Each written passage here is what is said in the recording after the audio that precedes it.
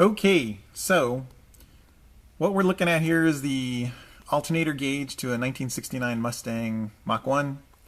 And what I wanted to talk about here, what I wanted to show here real quick, there's a difference in the way this gauge is sitting from what the factory would look like. I think most of you who own this car would know that what the needle would be doing on the original car is sitting right in the center between D and C. And it pretty much sits there and never seems to move.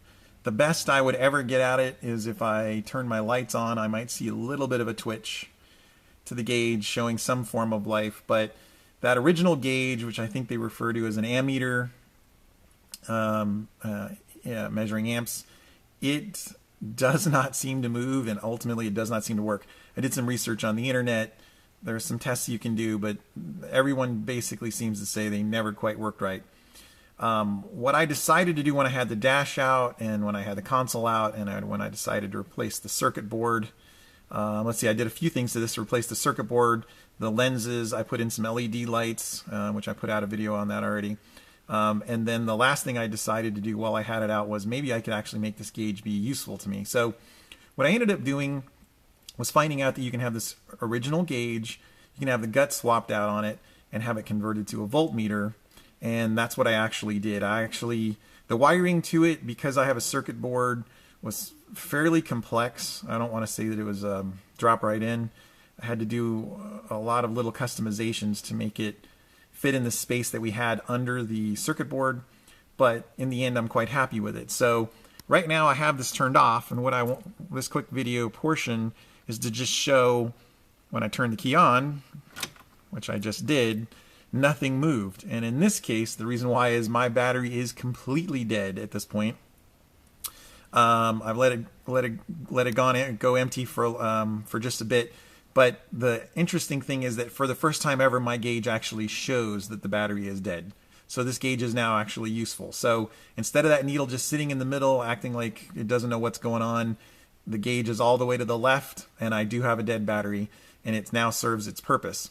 I'll show another clip with the battery charged up, and you'll see that the gauge sits more toward the middle, and that's what we'd expect. I always want to have an idea, does my battery have some life? Is it starting to go dead? Where am I at? And converting to a voltmeter, in my case, has solved that problem, and I'm very happy with the end results, and I just thought I'd show some people what it could look like if you went this route.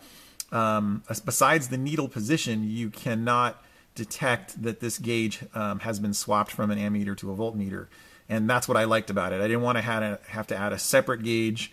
I'm trying to keep the interior as original as possible, and I think that this solved it in a really great way.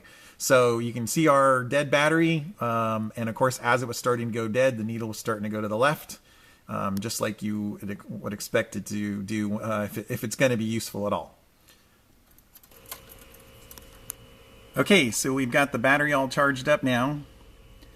So you'll notice it's still sitting in the dead space.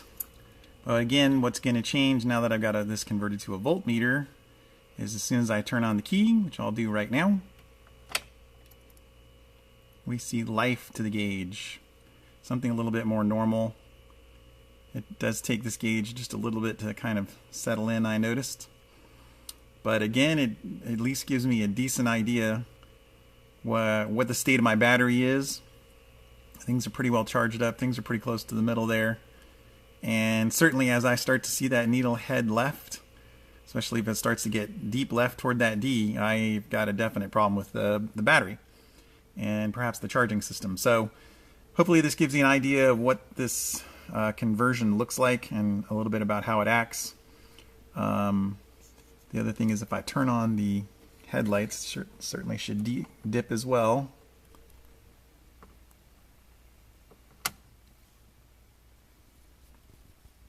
And we see things kind of move down a little bit. Actually, I can turn the light off. You kind of see things using up a little more power. We don't have things started. And turn that back off. Turn this back on. And the needle starts working its way back toward the middle. So this is what it looked like as far as this voltmeter conversion goes, I'm pretty happy with it. It definitely at least gives me some indicator of what's going on with my battery and charging system. Hopefully that'll help you make up your mind. I would definitely say though, this conversion being that I had a circuit board, I think on older Mustangs it's kind of a direct wire system, but I put a new circuit board. It made it pretty challenging to get the new wires back behind here, because you can't end up, at least in the case of what I purchased, you can't end up using the circuit board connections. I had to actually wire these independently to a connection that is turns on and off with the key. And that's one thing that's very different about the circuit board. I think the circuit board was always channeling a small amount of energy through that ammeter. And then also the quality of this gauge can somewhat be, I think, related to the quality of what you wire it to. I think most people suggest wiring it to the stereo. I kind of went straight to a fuse box that seemed to suit the purpose. So there might be a little bit of playing with it from that perspective. But hopefully, again, that gives you just an idea what this could look like if it's converted to a voltmeter.